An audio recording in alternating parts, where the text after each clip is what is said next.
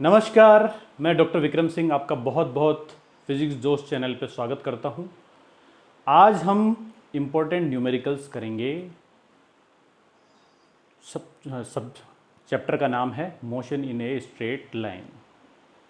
ये सारे मैंने क्या है कुछ क्वेश्चंस है जो इम्पोर्टेंट आपके लिए सेलेक्ट किए हैं और इन क्वेश्चंस को मैं केवल न्यूमेरिकल ही नहीं करवाऊंगा, मुझे आपको क्या इन क्वेश्चंस के द्वारा कंसेप्ट देना है और उन कंसेप्ट को और एक उनको करने के तरीके को आपको क्या करना है, स्टडी करना है और उनको अपने अंदर अपने आप में शामिल कीजिए, अपनी डे टू डे लाइफ में शामिल कीजिए और उसे फिर उन्हीं कंसेप्ट के द्वारा अदर क्वेश्चंस को सॉल्व करना है। ठीक है, तो स्टार्ट करते हैं।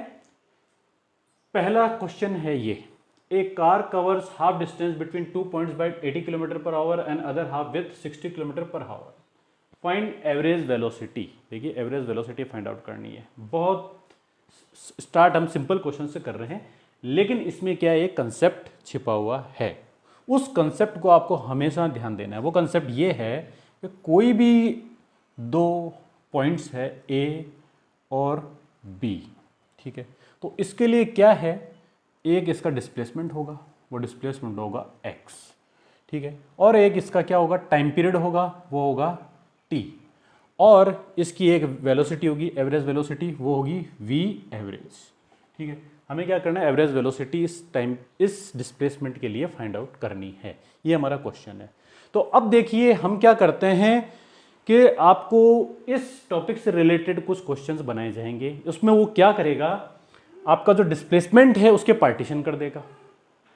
ठीक है, कभी वो क्या करेगा, टाइम पीरियड के पार्टीशन कर देगा, टाइम पीरियड को पार्टीशन में बताएगा आपको टुकड़ों में। ठीक है, और लेकिन वेलोसिटी के क्या कर सकता है, वो पार्टीशंस कर नहीं सकता। वेलोसिटी के पार्टीशंस नहीं होंगे, सिर्फ डिफरेंट पार्ट्स ऑफ डिस्प्लेसमेंट के लिए वेलोसिटी अलग अलग हो सकती है, बाकी पार्टीशंस नहीं होंगे।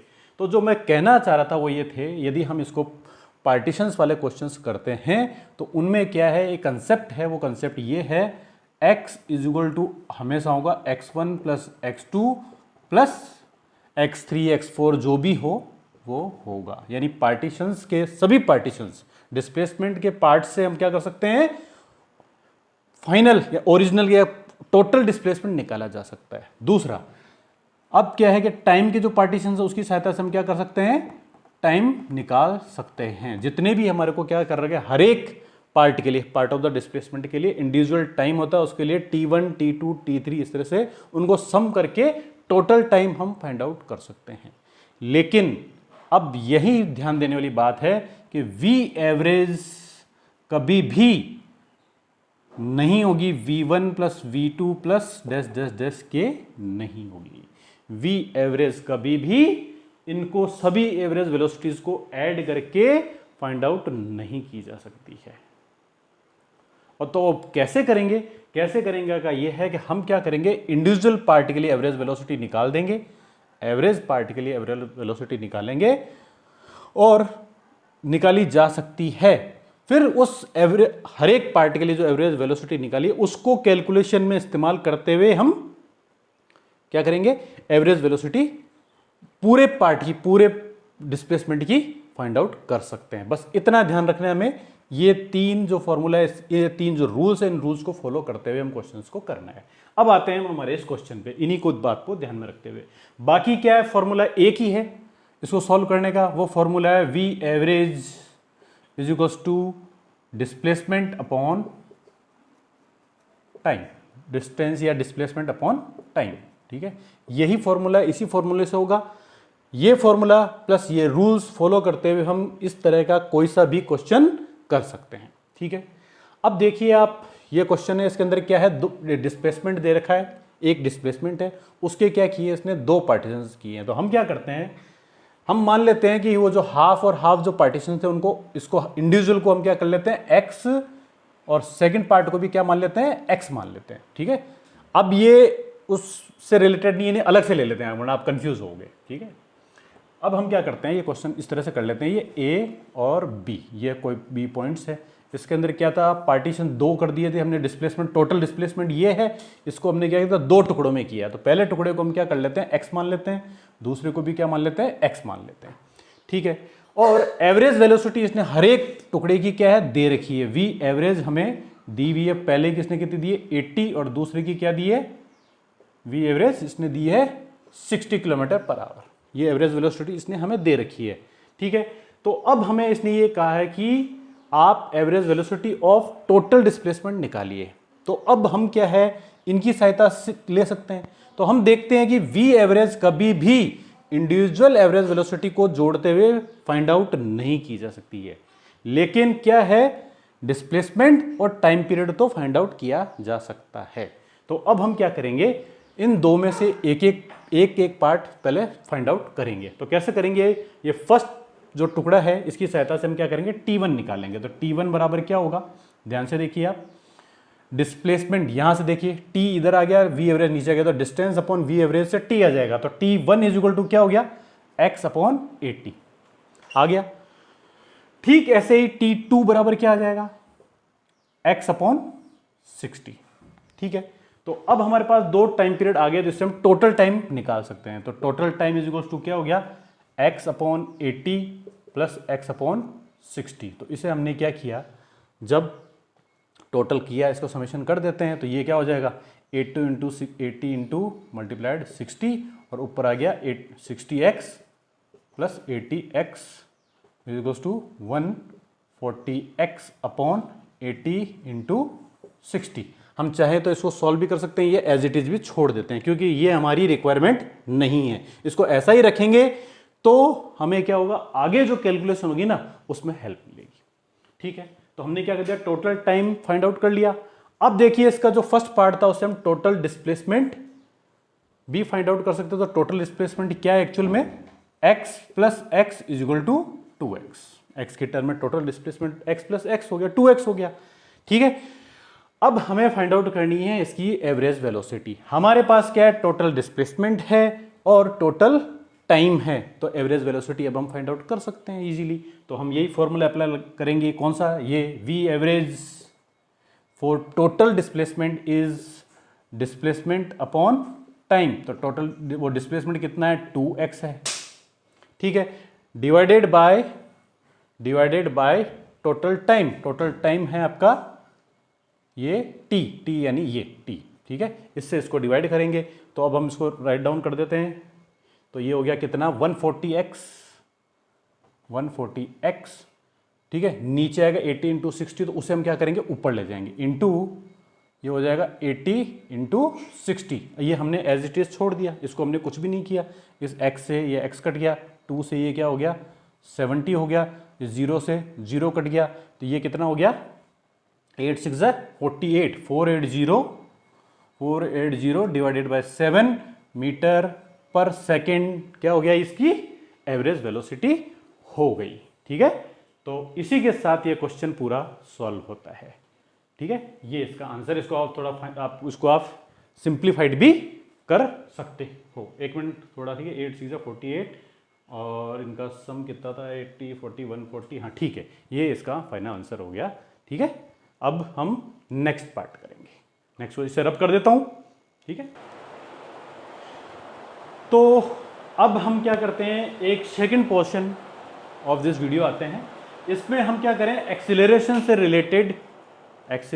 रिलेटेड वीडियो बना रहे हैं, ठीक है। आपको ये याद रखना होगा कि एक्सेलरेशन क्या है in the terms of derivation और डिस्प्लेसमेंट और velocity in terms of derivation and integration आपको याद रहनी चाहिए। उसके बगैर आप इस तरह के क्वेश्चंस को सॉल्व नहीं कर सकते हो। जब आपको वो रिलेशनशिप याद होगी तभी आप क्या कर सकते हो, इस टाइप के क्वेश्चंस को कर सकते हो और किसी भी क्वेश्चन को कर सकते हो।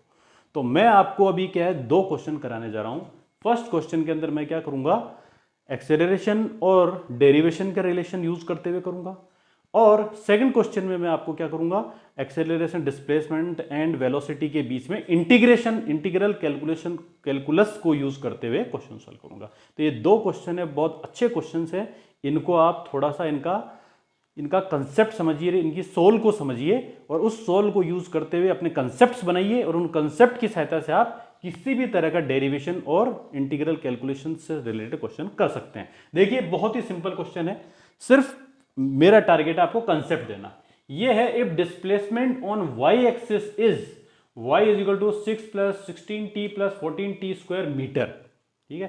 Then find velocity v and a at t is equal to 2 second, यानी t is equal to 2 second particular time पर हमारे को क्या करना है, instantaneous velocity and instantaneous acceleration find out करना है, ठीक है। ये क्वेश्चन है। अब मैंने आपको ये कहा था कि हमारे को क्या है, जो एक्सेलरेशन वेलोसिटी एंड डिस्प्लेसमेंट के बीच में जो डेरिवेटिव रिलेशनशिप है उसे ध्यान में रखना है।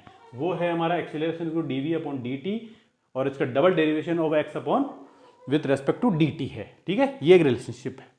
अब हमारे को इसने क्या दे रखा है, एक्सेलरेशन की वैल्यू दे रखी है। तो ये क्या है, y is equal to 6 plus 16t plus 14t square. यहां ध्यान से देखिए आप, displacement is a function of t। ये फंक्शन ऑफ क्या है, t है। यानी कि ये क्या हो रहा है, ये जो पूरा ही क्वेश्चन क्या है, t का फंक्शन है। तो यहां पे जो भी वेलोसिटी और एक्सेलरेशन जो भी आएगा वो t की टर्म्स में ही आएगा, आपको ये ध्यान रखना है, ठीक है। क्योंकि हमारे को इसने डिस्प्लेसमेंट क्या दे रखा है, in the form of t दिया हुआ है, ठीक है। तो ये इस तरह से दिया जा सकता है, ठीक है। यानी कि यहां क्या है, डिस्प्लेसमेंट और टाइम इस फंक्शनल रिलेशनशिप के द्वारा रिलेशन में है। तो अब ये डिस्प्लेसमेंट इज इक्वल टू ये है, तो हम जानते हैं कि हमें निकालनी है वेलोसिटी। वेलोसिटी के लिए हम जानते हैं भाई इसका डेरिवेशन करना होगा कैस के रेस्पेक्ट में, क्योंकि ये फंक्शन t के उसमें है तो t के उसमें ही करना पड़ेगा। तो देखिए आप, वेलोसिटी इज इक्वल टू क्या हो जाएगा, dy बाई dt। इसका मतलब क्या हो जाएगा, d ऑफ ये पूरा function 6 plus 16t plus 4t square, ठीक है। तो इसको हमको क्या करना है, dt के टर्म में इसका डेरिवेशन करना है। अब मैंने आपको बताया था, डेरिवेशन पढ़ाया था, डेरिवेशन का वीडियो उसमें देखिएगा। जब तीन से ज्यादा फंक्शन या टर्म्स अगर एडिशन में हो या सब्ट्रैक्शन में हो तो उसको क्या करते हैं, हम इंडिविजुअल डेरिवेशन कर देते हैं। तो इसको individual derivation plus derivation of xn with respect to x is equal to n x पे पावर n माइनस 1, इस फॉर्मूले को यूज करते हुए साथ में दूसरा फॉर्मूला कौन सा है, d of uv upon dx is equal to d of u upon dx plus d of v upon dx। तो यानी कि सॉरी ये बीच में प्लस आएगा, प्लस, ठीक है। तो प्लस है, तो अगर ये प्लस में है कोई भी दो वेरिएबल तो उनको इंडिविजुअल इनका डेरिवेशन कर सकते हैं। साथ में ये फॉर्मूला, इन दो फॉर्मूले को यूज करते हुए हम इस क्वेश्चन को डेरिवेशन करेंगे, ठीक है। तो देखिए आप क्या करना है, 6 का डेरिवेशन कर दीजिए। 6 क्या है, कांस्टेंट का डेरिवेशन होता है 0, ठीक है। सेकंड है आपका 16t का डेरिवेशन हो गया क्या, t का डेरिवेशन होगा, t पे 1 है पावर, 1 माइनस 1 0, 1 माइनस 1 0, किसी भी पावर 0 हो तो वो क्या हो जाती है 1। तो इसका मतलब क्या होगा, t क्या बन जाएगा, 1 बन जाएगा, यानी कि 16 इंडिविजुअल बच जाएगा। साथ में ये क्या बच जाएगा, 4t स्क्वायर, 4t स्क्वायर का t स्क्वायर का क्या हो जाएगा 2t, और 2 माइनस 1 यानी 2t ही बच जाएगा, यानी ये क्या होगा 4 इंटू 2 8t, इसका डेरिवेशन हो गया। अब हमें ये इसने कहा है कि velocity at t is equal to 2 second find out करनी है। तो देखिए आप, v एट 2 सेकेंड ऐसे लिख दूं मैं, v एट 2 सेकेंड ब्रैकेट में, तो वो क्या हो जाएगा, हम यहाँ t के अंदर 2 सेकेंड रिप्लेस कर देंगे, तो वो क्या हो जाएगा 16 plus 8 into 2 is equal to 8 2 16 16 16 32, इसका मतलब 32 मीटर पर सेकेंड। क्या ये मीटर पर सेकेंड होगा, क्यों, क्योंकि y क्या था, मीटर था, यानी MKS ऐसा ही सिस्टम में था इसकी यूनिट, इस वजह से इसके जो सेकंड पार्ट है उसकी यूनिट भी ऐसा ही सिस्टम में ही होगी, जो कि क्या होगी मीटर पर सेकेंड, ठीक है। अब हम इसका क्या है, सेकंड पार्ट करते हैं, एक्सीलरेशन। एक्सीलरेशन के लिए मैंने आपको बताया था कि आपके पास में दो फॉर्मूले हैं। एक्सीलरेशन क्या होता है, dv बाई dt भी होता है, और कोई x अगर दिया हुआ तो उसका डबल डेरिवेशन भी कर सकते थे। तो डबल डेरिवेशन करने के लिए भी इसी को अगला स्टेप लेना पड़ेगा, इसका हम डेरिवेशन कर देते हैं। तो v dv by dt is equal to होता है एक्सेलरेशन। तो इज इक्वल टू ये है आपका, ये इसका करेंगे तो इसका क्या होगा, डेरिवेशन ऑफ 16 प्लस 8t। फिर इसको भी हम डेरिवेशन करेंगे, तो ये कि ये दो रूल्स फॉलो करेंगे, इन्हीं दो रूल्स को फॉलो करते हुए इंडिविजुअल करेंगे। 16 का तो क्या हो गया 0, प्लस 8t का क्या हो गया 8t 1 माइनस 1 यानी 0, t के ऊपर पावर 0 मतलब 1, इसका मतलब क्या हो गया ये 8। ठीक है, तो ये कितना हो गया 8। अब इसकी यूनिट क्या होगी, मीटर पर सेकंड स्क्वायर। ठीक है, अब क्वेश्चन ये है कि ये तो है एक जनरलाइज्ड वैल्यू, लेकिन क्वेश्चन ये है कि t इक्वल टू 2 सेकेंड पे क्या होगी। ठीक है, तो उसका आंसर होगा a for 2 second is equals to, हम क्या करेंगे, जो इस हमारा जो आंसर है इसके अंदर जो t है वहां पे हम रिप्लेस कर देंगे 2 सेकेंड से। तो ध्यान से देखते हैं कि इसमें क्या t है ही नहीं। इसका मतलब क्या है, acceleration does not depends on time, acceleration time पे डिपेंड नहीं कर रहा है, इसकी वैल्यू ना तो इंक्रीज हो रही है और ना डिक्रीज हो रही है। इसका मतलब क्या है, ये कांस्टेंट है। इसका मतलब 2 सेकंड पे भी क्या रहेगा, 8 मीटर पर सेकंड स्क्वायर ही एक्सेलरेशन रहेगा। इसका मतलब ये क्वेश्चन क्या था, मोशन विथ कांस्टेंट एक्सेलरेशन था, यानी uniform motion with constant acceleration का ये एग्जाम्पल है ये क्वेश्चन। ठीक है, इसी के साथ इस क्वेश्चन का आंसर कंप्लीट होता है, कंसेप्ट हो जाते हैं। इनको बार बार सुन के याद कीजिए। ठीक है, इसको मैं रब कर देता हूं। नेक्स्ट क्वेश्चन आपको हम करने जाते हैं। एक्सीलरेशन, डिस्प्लेसमेंट एंड वेलोसिटी के पोर्शन में से हमने क्या किया है, मैंने बताया था आपको। एक क्वेश्चन और दूंगा जो क्या है, इनके इन एक्सेलरेशन, वेलोसिटी, डिस्प्लेसमेंट के इंटीग्रल रिलेशनशिप के ऊपर बेस्ड है। तो अब हमें इस तरह के क्वेश्चंस को करने जो दिया जा रहा है उसमें याद रखना होगा कि displacement is integration of v with respect to dt होता है। ठीक वैसे ही velocity is equal to integration of acceleration with respect to dt होता है। ये आपको याद रखना पड़ेगा। दरअसल में हम इंटीग्रेशन से क्या कर सकते हैं, उल्टा करके इनिशियल टर्म्स निकाल सकते हैं, और जो आगे डेरिवेटेड टर्म्स है, फर्स्ट टर्म से, डेरिवेशन से आगे की टर्म्स निकाल दी जा सकती है। ठीक है, तो अब क्वेश्चन ये है, if acceleration of the particle is a is equal to 5t plus 2 metre per second square है, एंड v0 वेलोसिटी एट 0, ये है 0 सेकेंड है, ये इसको मैं थोड़ा सा ऐसा कर देता हूं, 0 सेकेंड इज क्या है, 5 मीटर पर सेकेंड है, यानी इनिशियल वेलोसिटी क्या है, 5 मीटर पर सेकेंड है, t इज इक्वल टू 0 पे ये है। तो ये कह रहा है then find velocity at t is equal to 3 second. तब आपको क्या करना है, वेलोसिटी निकालनी है 3 सेकेंड पे होगी।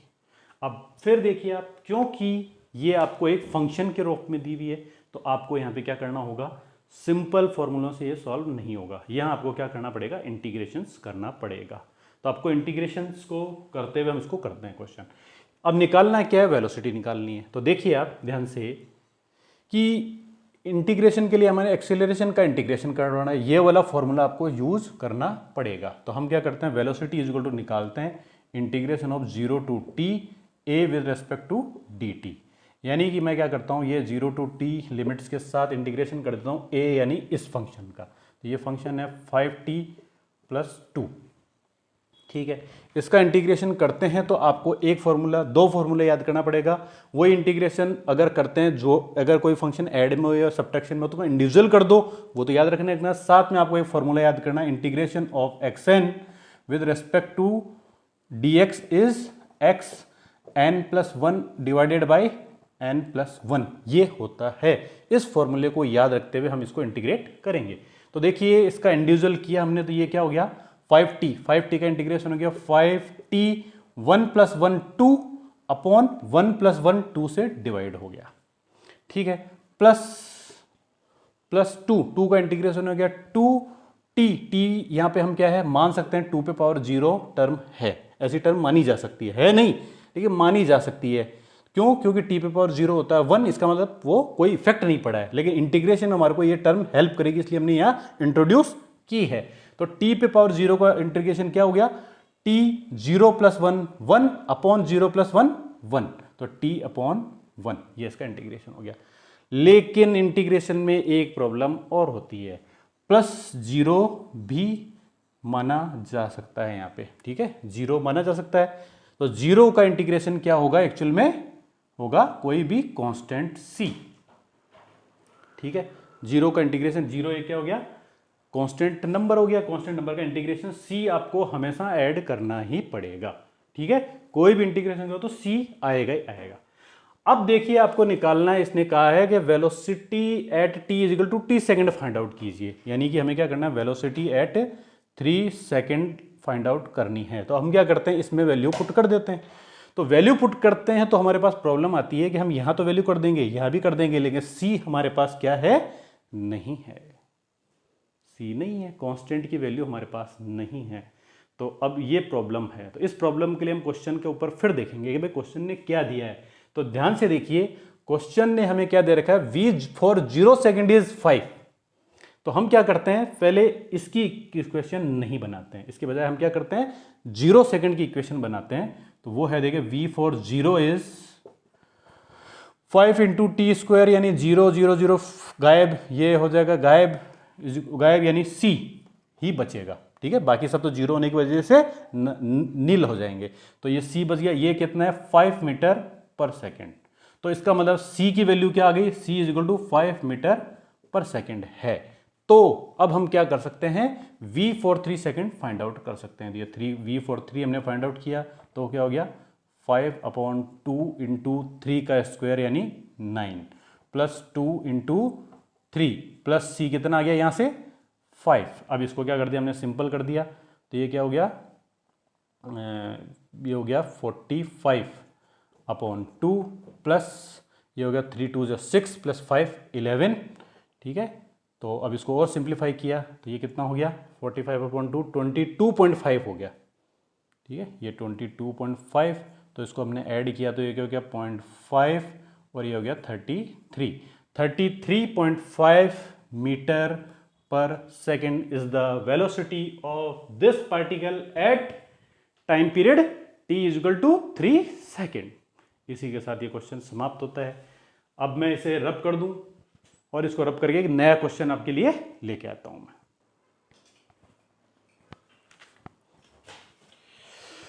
अब हम आपके लिए एक नए क्वेश्चंस पे आ रहे हैं। ये क्वेश्चन क्या है, इक्वेशंस ऑफ काइनेमेटिक्स के ऊपर बेस्ड है।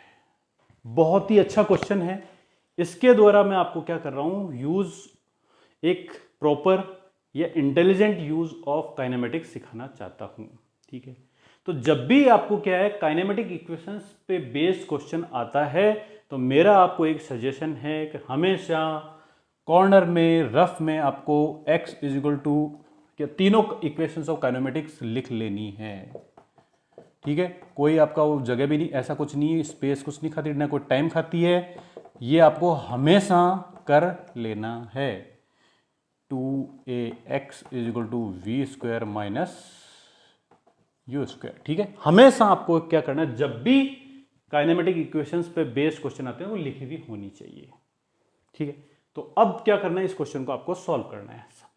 सबसे पहले क्या है कि इसके अंदर क्वेश्चन दिया हुआ है 72 किलोमीटर पर आवर के अंदर है। तो आपको क्या करना है, देखो हम या तो हम इस किलोमीटर पर आवर में भी आंसर दे सकते हैं, लेकिन ज़्यादातर आपको क्या करना है, इसको हमेशा SI सिस्टम में बदलना है, ठीक है।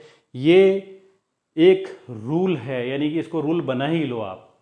जब भी आपको क्वेश्चन दिया हुआ है, अगर उसकी यूनिट्स क्या हैं, किसी दूसरे सिस्टम में दी हुई है, तो आपको उसको हमेशा SI सिस्टम में बदल लेना है। ये रूल है, ठीक है। इस रूल्स को ही करना है, हमेशा ध्यान रख लीजिएगा, ये आदत बना लीजिए, हैबिट बना लीजिए अपनी।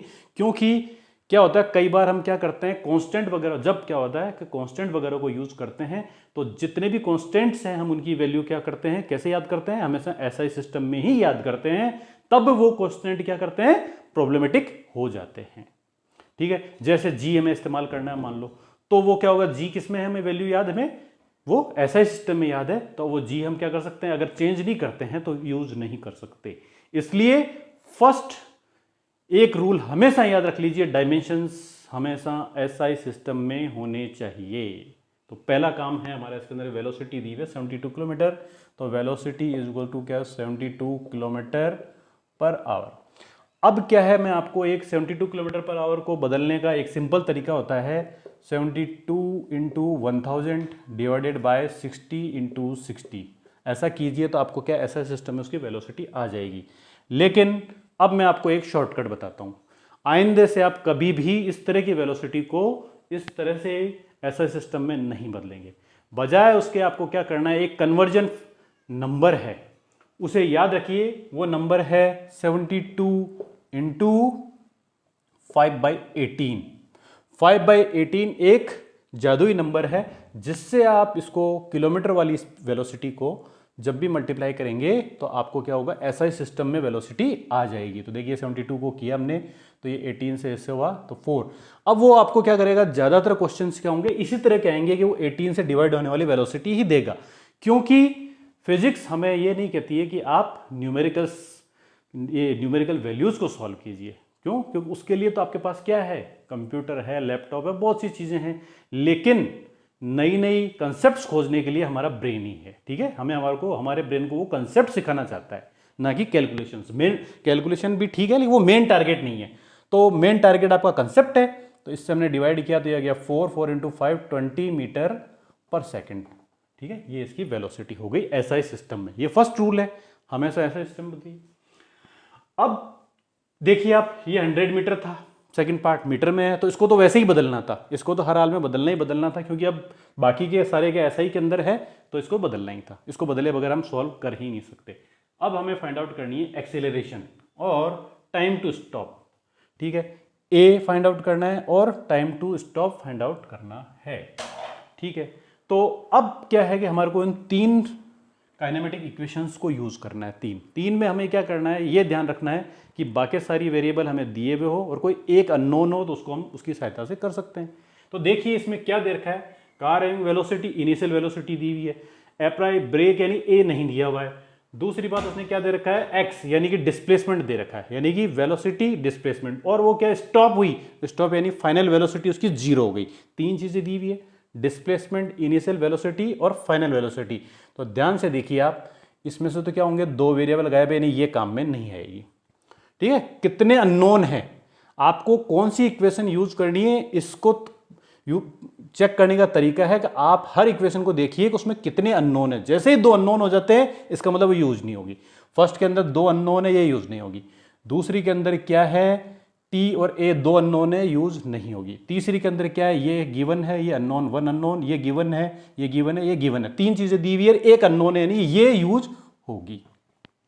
ठीक है, लेकिन ये आप चेक कैसे करोगे, जब तक लिखी भी नहीं होगी ना चेक। या फिर आप क्या करोगे, हिट एंड ट्रायल करोगे कि पहले इसको करोगे तो अरे ये तो अप्लाई नहीं हो रही है, अरे ये तो अप्लाई नहीं हो रही है। तो ऐसा नहीं करना है। इसके लिए आपको क्या करना है, हमेशा 3 इक्वेशन लिखी हुई होनी चाहिए। जब 3 इक्वेशंस लिखी हुई होंगी तो आप क्या करोगे, सीधा, हाँ हमारे क्वेश्चन के अंदर इसमें से क्या 2 अननोन, ये यूज नहीं होगी।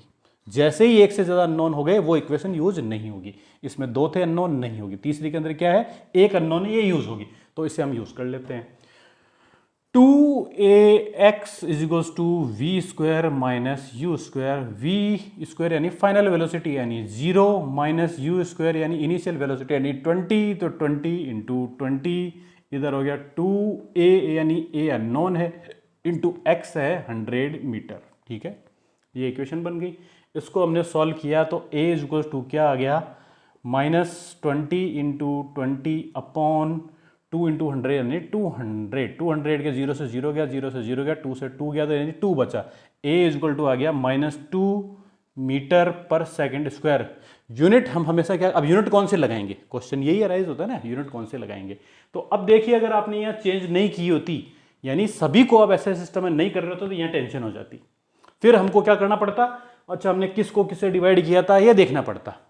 ठीक है, तो ये प्रॉब्लमेटिक हो गया। इसलिए यूनिवर्सल रूल बना लीजिएगा, ऑलवेज सॉल्व प्रॉब्लम अगर करनी है तो आपको first you have to change all given data into SI system, उसको एसआई सिस्टम में बदलना ही बदलना है। तो यहां से हमने क्या कर दिया, क्योंकि सब एसआई में थी तो आंसर भी एसआई में आएगा, तो एसआई होगा मीटर पर सेकंड स्क्वायर। और क्योंकि माइनस है इसका मतलब A is retardation, A is acceleration, acceleration नहीं है वो रिटार्डेशन है।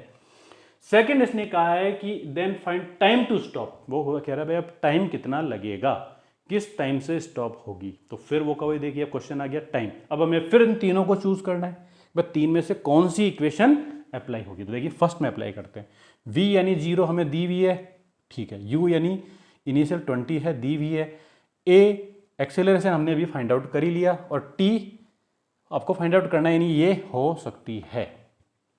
ठीक है, इसको ही इस्तेमाल करेंगे। तो ये हमने क्या लिख देते हैं, अब क्या है ये v is equal to u plus A T, इससे हम हमारा क्वेश्चन सॉल्व करके t फाइंड आउट करेंगे। तो इससे t इज इक्वल टू क्या हो गया, यहाँ से डायरेक्ट कर देते हैं, तो v माइनस यू अपॉन ए।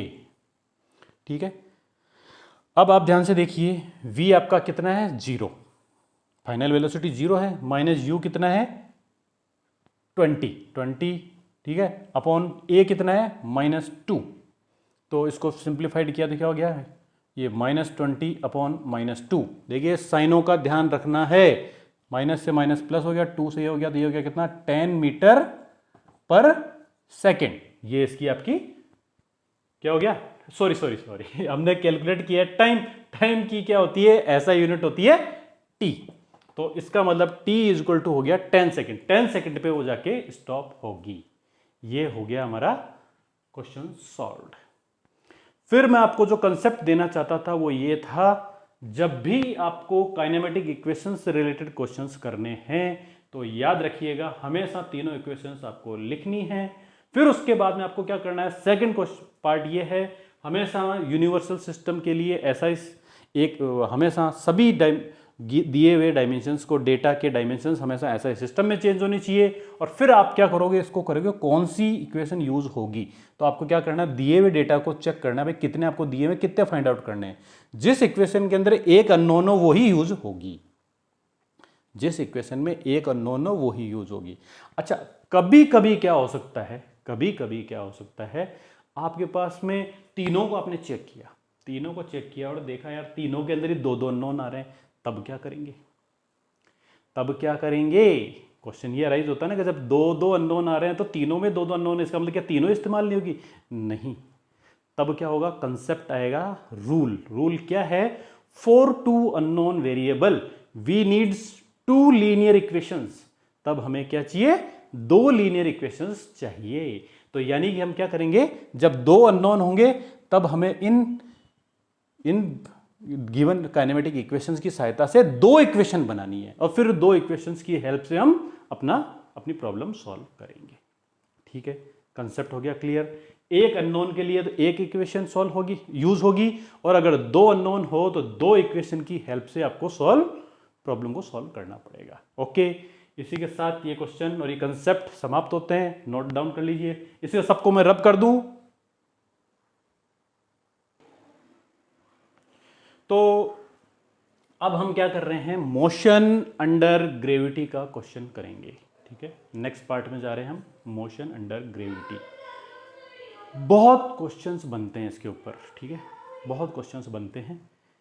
सभी क्वेश्चंस तो मैं आपको करा नहीं सकता, लेकिन इस एक क्वेश्चन के द्वारा मैं आपको मैक्सिमम कंसेप्ट्स देने की कोशिश करूंगा, जितने कंसेप्ट दिए जा सकते हैं आपको। देखिए, आप ध्यान से सुनिएगा, जब भी आपको मोशन अंडर ग्रेविटी के क्वेश्चंस करने हैं तो आपको ध्यान रखना है वही सेम, जैसे मैंने काइनेमेटिक्स के अंदर कहा था, ठीक वैसे मोशन अंडर ग्रेविटी में भी आपको इक्वेशंस लिख लेनी है।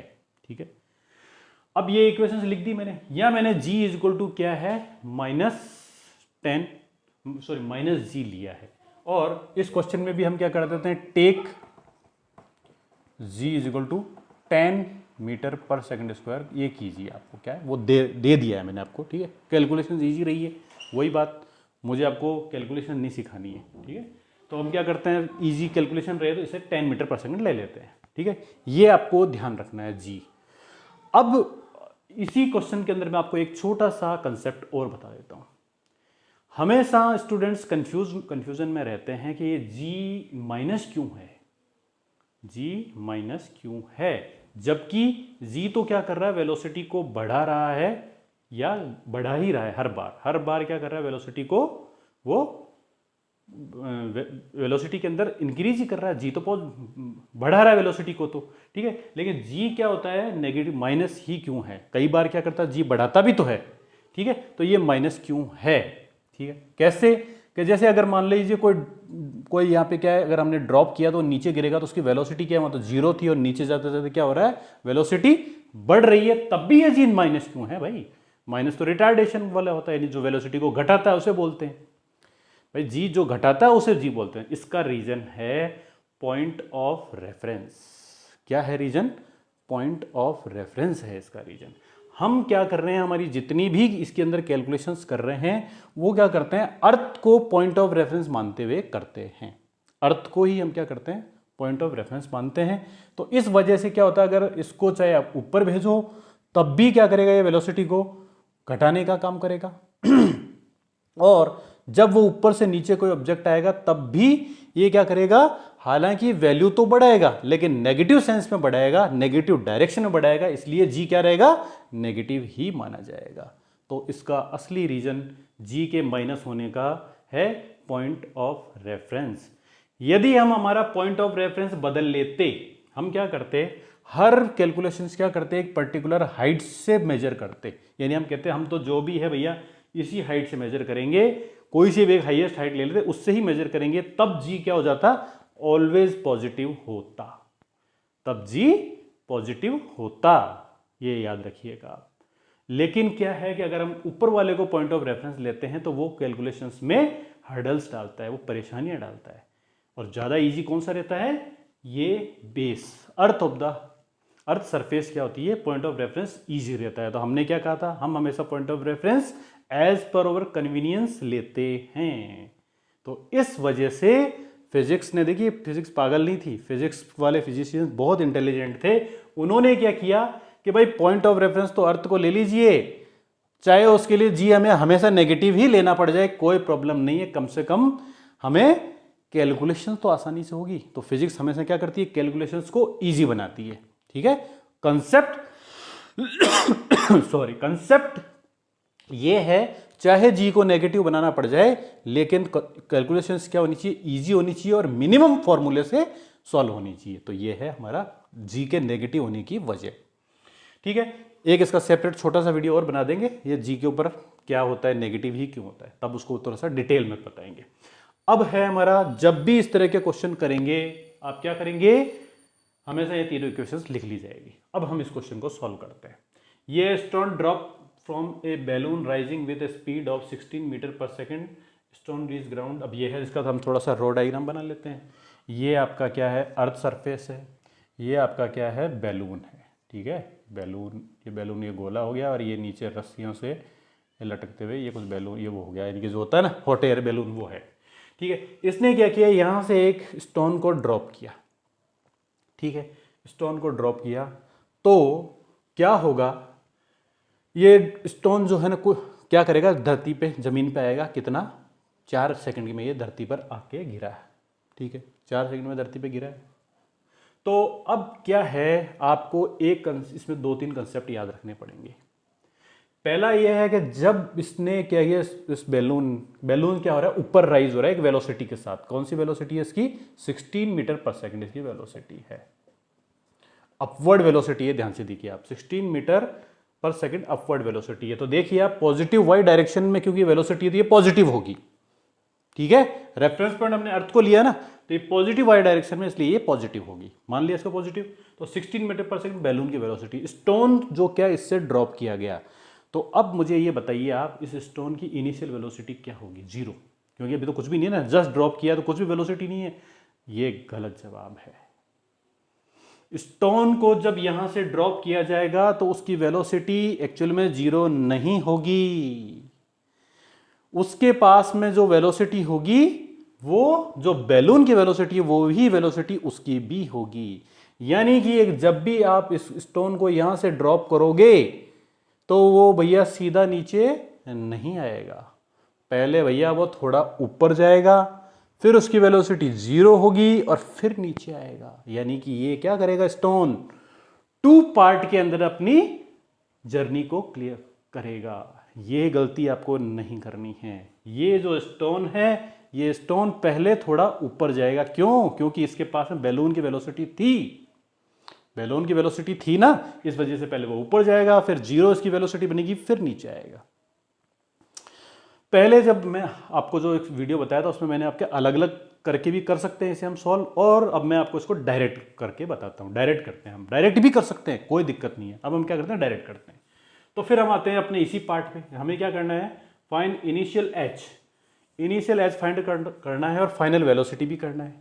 तो हमें ये करना है, तो फाइनल पहले क्या करते हैं, फाइनल वेलोसिटी कर लेते हैं, ये कर लेते हैं, V final is equal to u minus G T. ठीक है, तो देखिए आप u आपको दिया हुआ है, g10 है गिवन, t आपको 4 सेकंड, t आपको 4 सेकंड दिया हुआ है। ठीक, तो हम क्या करते हैं, फाइनल वेलोसिटी फाइंड करते हैं, तो कर लेते हैं।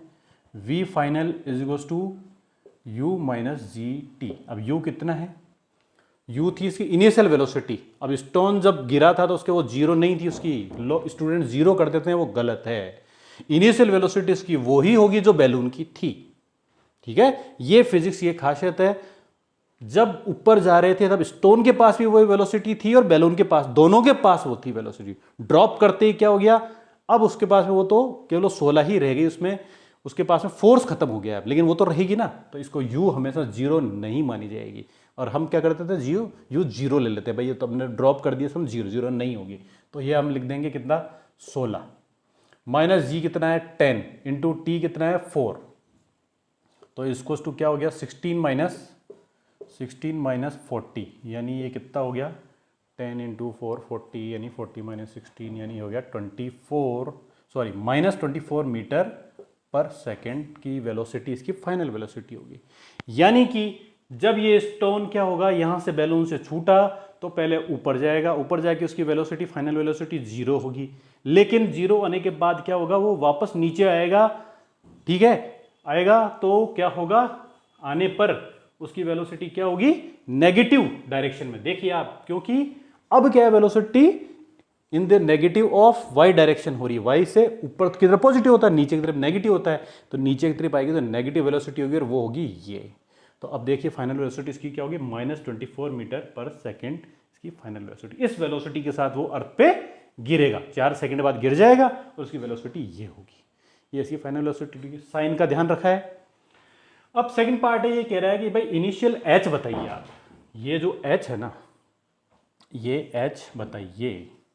अब आप ध्यान से देखिए आप, एच क्या है यहाँ पे, एच यहाँ पे, यहाँ से हम मेजर करते हैं तो एच पॉजिटिव है, एच पॉजिटिव है ना, यहाँ से मेजर करते हैं तो एच पॉजिटिव है। और अगर हम अब ना क्या फ्रेम ऑफ रेफरेंस बदल लेते हैं, हम एच को क्या करते हैं, यहाँ से अगर कैलकुलेट करते हैं, अब हम अगर कैलकुलेशंस क्या कर रहे हैं, कैलकुलेट करने के लिए अगर मान लो कोई इक्वेशन बनाते हैं तो जो पैरामीटर्स लेते हैं वो क्या यहाँ से लेते हैं, तो क्या हो जाएगी, एच नेगेटिव हो जाएगी। ठीक है, तो पहले हम क्या करते हैं, इसको यहाँ से कैलकुलेट करते हैं, यहाँ से कैलकुलेट करते हुए एक्स को बताते हैं। तो ध्यान से देखिए आप, ये आपकी इक्वेशंस है। ठीक है, इस इक्वेशंस को लगाते हैं। ठीक है, तो ये हो गया आपका x is equal to U T minus half G T square. ठीक है, अब ये पार्ट है, तो इस पार्ट में आपका फ्रेम ऑफ रेफरेंस क्या हो गया, ये। अब जो भी कैलकुलेशंस हो रही है यहाँ से हो रही है, चाहे तो हम यहाँ से भी कर सकते हैं, सेकंड पार्ट, इसके सेकंड पार्ट में यहाँ से कर देंगे, पहले यहाँ से करते हैं, यहाँ से करते हैं हम कैलकुलेशंस, यहाँ से करते हैं, क्योंकि 4 क्यों करेंगे यहाँ से, देखिए मजबूरी दिखनी है आप, यहाँ से क्यों करेंगे, यहाँ से इस वजह से करेंगे कि जो हमें टी दिया हुआ है ना 4 सेकंड, टी जो हमें 4 सेकंड दिया हुआ है वो एक्चुअल में क्या है, यहां से चल के यहां गिरने का टाइम है। तो इनिशियल पॉइंट क्या हो गया, ये इनिशियल पॉइंट देखिए ये हो गया है, इसलिए अब हमें फ्रेम ऑफ रेफरेंस यहां बदलना पड़ेगा। यदि हमें t इक्वल टू 4 सेकंड इस्तेमाल करना है तो अब हम फ्रेम ऑफ रेफरेंस ये नहीं ले सकते, फ्रेम ऑफ रेफरेंस हमको क्या है, इनिशियल पॉइंट यहां से लेना पड़ेगा, यानी जितनी भी कैलकुलेशंस करनी है अब हमें यहां से करनी है। तो x इक्वल टू क्या हो गया, देखिए आप माइनस एच हो गया, is equals to U T कितना है, u है हमारा 16 इंटू 4 हो गया। ठीक है, t कितना है, टाइम पीरियड 4 है, माइनस हाफ हो गया, इंटू जी हो गया 10 इंटू टी कितना हो गया 4 इंटू 4 16। ठीक है, तो इसको हमने रब किया तो ये गया 16 4 जाए हो गया 40, 16 इंटू 4 72। ठीक है, ये हो गया 72, माइनस हाफ से इसको किया तो ये कितना हो गया 5, सो 16 16 5 जा 80, 16 5 जा, सही बोल रहा हूँ मैं, हाँ 2 से गया तो 80, तो इसका मतलब क्या हो गया, माइनस एच इजिकल टू कितना हो गया, -8 मीटर, माइनस से माइनस गया, यानी एच का मैग्नीट्यूड कितना आ गया 8 मीटर, यानी इसकी फाइनल हाइट कितनी हो गई 8 मीटर। 8 मीटर हाइट से जब हमने फेंका था तब उसको वहाँ से ज़मीन पे आने में कितना लगा, दरअसल उसको 4 सेकंड लगे। तो ये है इसका आंसर। इस तरह से इस क्वेश्चन को हम सॉल्व करेंगे। ठीक है, ये क्वेश्चन हो गया है, इसको मैं अब रब कर दूं, इसे नोट डाउन कर लीजिए। ठीक है, मैं हट गया हूं सामने से, स्क्रीन को पॉज कीजिए और इसे रब कर लीजिए और नोट डाउन कर लीजिए। देखिए, अब मैं एक आपको क्वेश्चंस कराना चाह रहा हूं रिलेटिव वेलोसिटी से रिलेटेड।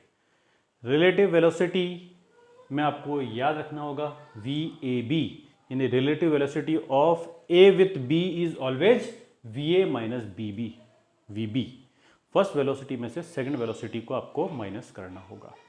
साथ में आपको क्या करना होगा, साइन कन्वेंशंस का भी ध्यान रखना होगा। साइन कन्वेंशंस का ये है कि किसी एक डायरेक्शन में आपको उसको पॉजिटिव माननी ही पड़ेगी। तो जनरली हम क्या करेंगे, जब भी मानेंगे साइन कन्वेंशन हमारा होगा, अगर राइट की तरफ है वेलोसिटी तो वो पॉजिटिव होगी और अपवर्ड है तो वो पॉजिटिव होगी, यानी एक्स डायरेक्शन की पॉजिटिव मानी जाएगी, पॉजिटिव एक्स की पॉजिटिव और पॉजिटिव वाई की पॉजिटिव मानी जाएगी, यार पॉजिटिव जेड की पॉजिटिव मानी जाएगी। ठीक है, ये हम यूनिवर्सल कन्वेंशन है। ठीक है, अब आपका ये है कि 10 मीटर, एक क्वेश्चन है, speed of boat is 10 metre per second और speed of stream is 4 metre per second. ठीक है, अब ये कह रहा है it drops a floating ball, उसने क्या किया, एक फ्लोटिंग बॉल को ड्रॉप कर दिया and travelled 6 kilometre up stream. Up stream यानी स्ट्रीम के खिलाफ, वो कितना चला, 6 किलोमीटर तक चला, 6 kilometre, travelled 6 kilometre up stream and turn back, 6 kilometre चला और फिर क्या हो गया, टर्न बैक हुआ एंड कैच द बॉल, उस बॉल को उसने वापस कैच किया। बैठा होगा कोई शैतान बच्चा, उसने कह दिया अरे आपने तो मेरी बॉल फेंक दी, मुझे तो मेरी बॉल वापस चाहिए, तो वापस लौटे। ठीक है, find T time to catch ball. अब हमें क्या करना है, टाइम कैलकुलेट करना है जिस टाइम में उसने उस बॉल को कैच किया। अब आप ध्यान से दीजिए, आपको यहाँ पे क्या करना है, जब भी आप इस क्वेश्चन को सॉल्व करेंगे तो आपको अब रिलेटिव वेलोसिटी है या नहीं है, ये क्या है, इसका ध्यान देना होगा। ठीक है, अब हमारा करते हैं रो डायग्राम बना देते हैं। ये हमारी क्या हो गई, नदी, रिवर हो गई और ये रिवर बह रही है इस डायरेक्शन में। ठीक है, अब ध्यान से देखिए, ये रिवर ऐसी बनाई हमने, तो ये रिवर इस डायरेक्शन में है, तो इसकी जो वेलोसिटी है वो दरअसल में क्या हो गई, रिवर की 4 मीटर -4 मीटर पर सेकेंड हो गई। ठीक है, नेगेटिव वाई डायरेक्शन में है ना, इस वजह से ये -4 मीटर पर सेकेंड इसकी वेलोसिटी किसकी हो गई, स्ट्रीम की वेलोसिटी हो गई। बोट क्या है, अप स्ट्रीम जा रही है, वेलोसिटी तो 10 मीटर है, वैसे तो 10 मीटर है, लेकिन अब ये पॉजिटिव या माइनस कैसे होगी, किसके आधार पे होगी, ये हम जो जिस डायरेक्शन में वो जा रही है उस डायरेक्शन के हिसाब से होगी। ठीक है, तो अब ये कह रहा है कि ये अप स्ट्रीम गई थी, अप स्ट्रीम गई तो ये कितनी हो गई, इस साइड में गई थी ना, तो ये कितनी हो गई, 10 मीटर पर सेकेंड इसकी वेलोसिटी है। बोट की वेलोसिटी ये हो गई। ठीक है, अब आप मुझे ये बताइए, जब इसकी वेलोसिटी ये है तो अब इसकी वेलोसिटी, एक्चुअल वेलोसिटी क्या हो जाएगी, रिलेटिव वेलोसिटी क्या हो जाएगी विद रिस्पेक्ट टू, जब ये इसकी डायरेक्शन में जाएगी। ठीक है, तो ये क्या करेगा, स्ट्रीम क्या करेगी, इसकी वेलोसिटी को रिड्यूस डाउन करेगा, घटाएगा, कमी होगा ना। तो देखिए वेलोसिटी अप स्ट्रीम बोट क्या हो जाएगी, boat velocity of boat up stream, ध्यान से देखिए अब क्या हो जाएगा, 10 मीटर में क्या होगा, माइनस क्या होगा, 4 मीटर की घटोतरी हो जाएगी। 4 मीटर क्या करेगा, उसको रिड्यूस करेगा, तो उसकी वेलोसिटी कितनी हो जाएगी, ध्यान से देखिए आप, 6 मीटर पर सेकेंड हो जाएगी। ठीक है, क्योंकि वो क्या कर रहा है, उसको अभी उल्टी दिशा में जा रहा है तो उसकी वेलोसिटी को घटाएगा। ठीक है, उसकी धारा पानी की घटाएगी, 6 मीटर हो गई। अब ये चला कितना है, 6 किलोमीटर चला है, तो टाइम ट्रेवल्ड कितना हो जाएगा अप स्ट्रीम का, टाइम ट्रेवल्ड अप स्ट्रीम कितना हो जाएगा, 6 किलोमीटर यानी 6000 मीटर अपॉन 6 मीटर, तो ये कितना हो गया, 1000 सेकेंड। 1000 सेकेंड इसको क्या लगेंगे, इसको अप स्ट्रीम जाने में लगेंगे। ठीक है, यहाँ से इसने क्या किया था, मान लीजिए अपना ट्रेवलिंग स्टार्ट की थी, यहाँ इसने क्या की दी थी, बॉल ड्रॉप कर दी थी और ये इधर गया था, 6 किलोमीटर गया, तो इसे क्या हो गया, कितने लगे, 1000 सेकेंड लग गए। ठीक, अब ये क्या है, 6 किलोमीटर जाने पर बच्चे ने जिद करी सॉरी, बच्चे ने जिद करी या करी होगी किसी ने कि भाई हमें तो वो बॉल वापस चाहिए, पापा चलो रिटर्न बैक, तो पापा को रिटर्न बैक करना पड़ा, तो पापा क्या करेंगे, वापस इधर आएंगे, वापस क्या आएंगे, अब वो उसकी स्ट्रीम की डायरेक्शन में आएंगे। तो अब स्ट्रीम की डायरेक्शन में आएंगे बॉल को लेने, तो ध्यान से देखिए आप, अब time v of boat down stream क्या होगी बताइए आप।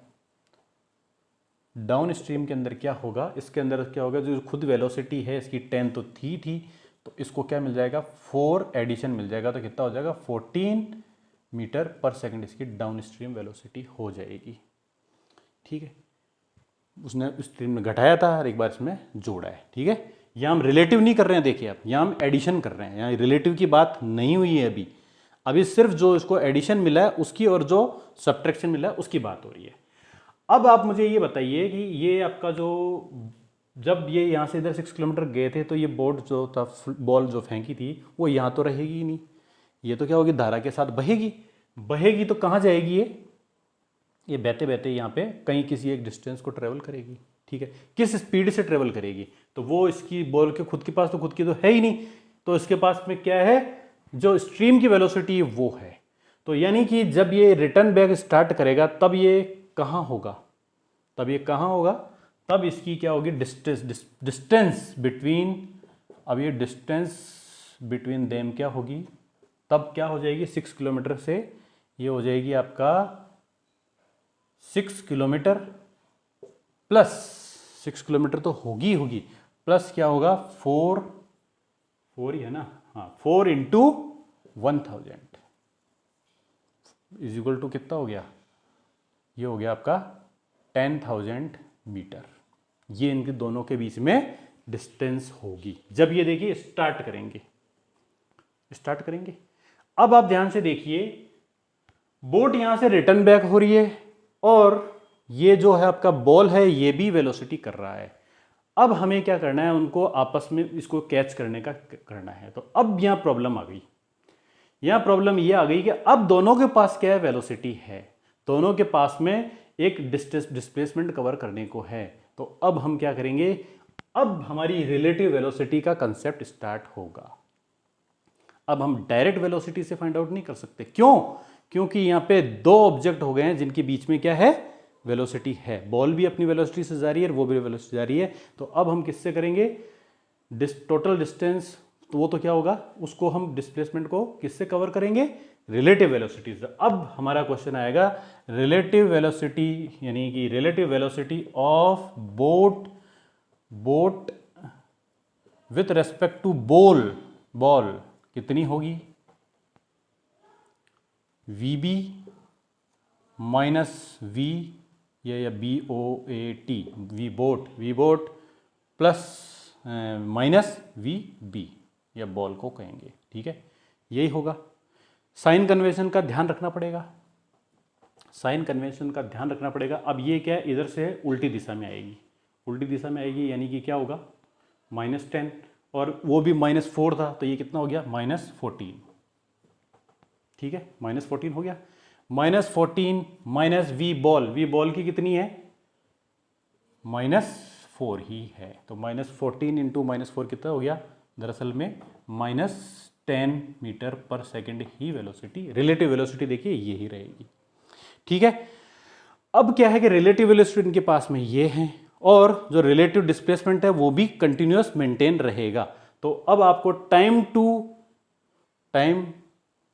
टू कवर रिलेटिव डिस्प्लेसमेंट क्या हो जाएगा, यानी कि T इज इक्वल टू हो जाएगा डिस्प्लेसमेंट अपॉन टाइम। अब डिस्प्लेसमेंट क्या है वो भी ध्यान से देखिए, अगर हम कैलकुलेटर रूल लगाते हैं यहाँ पे तो वो हो जाएगा, क्योंकि नेगेटिव दिशा में है तो वो कितना हो जाएगा -10 किलोमीटर, यानी -10 0 0 0 0 1 2 3, ये तो हो गया 1000, नहीं सॉरी ये इतना, ये है आपका डिस्प्लेसमेंट। और इसको क्या करना है, रिलेटिव वेलोसिटी से डिवाइड करना पड़ेगा। VB बॉट और बॉल दोनों के बीच की रिलेटिव वेलोसिटी से करेंगे, जो कि कितनी है 10 है। तो 10 से क्या हो गया, इसको डिवाइड किया तो कितना लगा,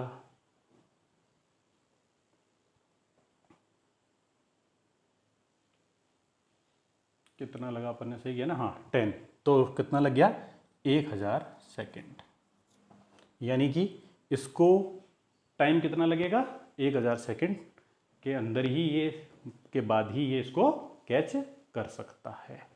तो T फाइनल क्या निकल गया, 1000 सेकेंड निकल गया। ठीक है, तो ध्यान से देखिए आप, हमने क्या किया है, रिलेटिव वेलोसिटी का कंसेप्ट भी लगाया है और साथ ही साथ में हमने क्या किया है, रिलेटिव वेलोसिटी का लगाते लगाते कंसेप्ट लगाते हुए ही हमने इस क्वेश्चन को सॉल्व किया है।